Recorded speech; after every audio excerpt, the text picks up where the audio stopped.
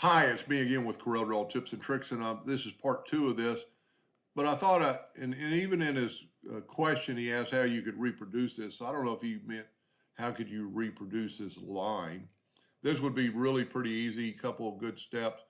I'm going to make it about the same length. I'm going to hold down the control button to get it perfectly. And there's like 1, 2, 3, 4, 5, 6, 7, 8, 9, 10, 11 stops in there or nodes. So I'm going to grab this and I'm going to go, there's 3, just do it until you get about that many. And then there's a couple ways to look at this. We need to select them all and right click your mouse and turn them into a curve. And then if you set your nudge factor on something little and just nudge that one down, so nudge every other one down and to save you some time because I want to nudge the other ones up. Whoop, I didn't skip one. So you could go and do every other one up and down. But if you do this, then you could select just the ones here and then nudge them up and you get that curved line. Now we need to make that line a little thicker. So we'll go to the pen tool and make it a little bit thicker, maybe 2 points. And let's just play it by ear. These are about equally spaced apart. So what I would do is kind of zoom in, Control D and make a duplicate.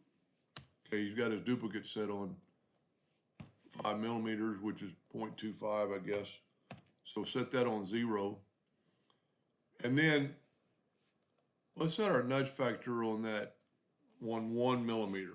I know nothing about millimeters. Control D and make a duplicate. That's not quite far enough. That's pretty good.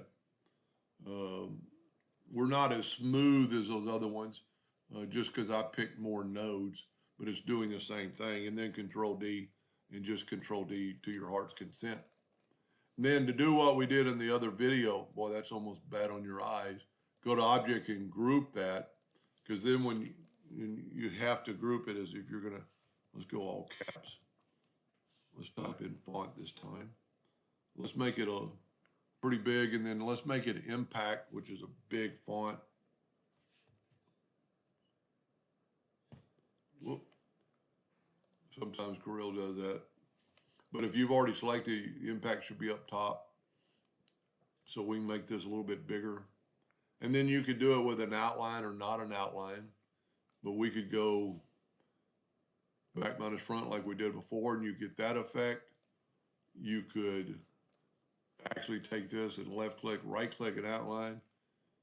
You could go just the opposite and just get that. That'd be the same thing as the impact. I mean, as the only difference is let's do a intersect. And by intersect, look at the difference in the line. These lines are thick.